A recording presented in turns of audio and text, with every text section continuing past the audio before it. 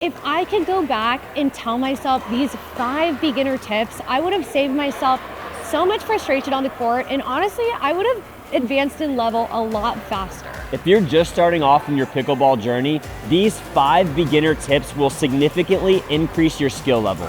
So let's get into it. Now, tip number 1 has to do with the serve and return. And what it is to be smart with your positioning on your serve and on your return. Here's kind of what I mean. I see a lot of beginner players serve the ball and then kind of step into the court. But remember, the return that you get from your opponents has to bounce.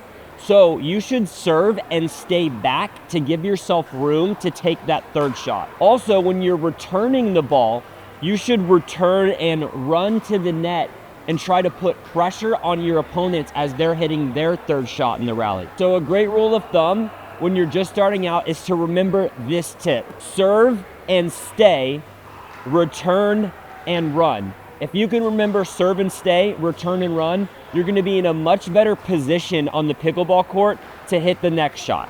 The next mistake I see a lot of beginners make happens at the kitchen line, and it's chopping at their slices instead of really cupping the ball.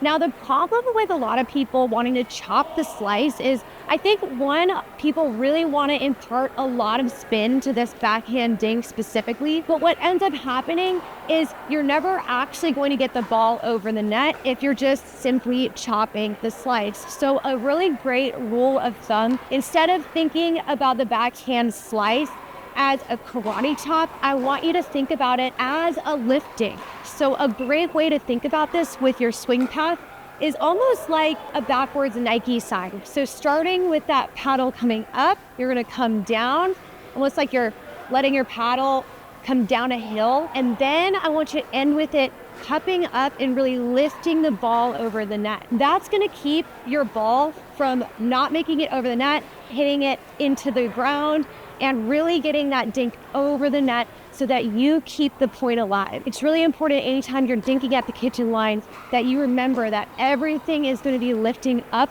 with your follow through. All high-level pickleball players do this one thing when navigating movement at the kitchen line, and that's they eliminate extra head movement. And here's what I mean. I see a lot of beginner pickleball players moving around this line, changing their eye level and kind of having these sporadic movements. But when your head is not kind of still and you're moving up and down and around at the kitchen line, your eye movement is gonna create extra variables, making it harder to hit the sweet spot consistently. So when you're at the kitchen line, I want you to try to navigate this area, keeping your head nice and still and keeping those feet nice and quiet. When you do that, you're gonna be in a much better position to make solid contact with the pickleball. And a bonus tip here has to do with balance, because again, we're trying to create balance and really be on balance with that still head and minimal eye movement. So in order to create extra balance, you could use your opposite arm for balance. What I mean by that is kind of when you're dinking, you can use this arm here, or you can use this arm here. Having this opposite arm and not just letting it fall by your side, but having it up will create extra balance and ensure that you make better contact with the ball. Another tip that's going to instantly improve your game is making your backswings and your follow through shorter at the kitchen line. Now, this specifically has to do with counters or even blocking the ball. A big mistake a lot of beginners make is they have a big wind up backswing. And what ends up happening is if you have a really big backswing, you'll often have a really big follow through. Now you have to remember the distance from the kitchen line to your opponent's kitchen line is only 14 feet. So it's not a full tennis court, meaning you don't need this big backswing because one, that ball a lot of times is gonna go out of bounds, but two, that ball's gonna be coming back at you pretty fast. And a way to instantly have faster hands is to make your swings a lot shorter and more compact.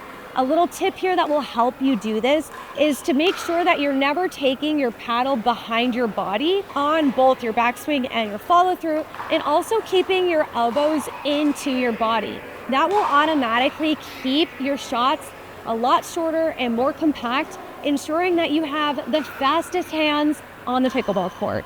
This next tip is one I hear nobody talking about, but it's honestly a game changer. And it has to do with your ready position in relation to your court positioning. So there are really two shots in pickleball.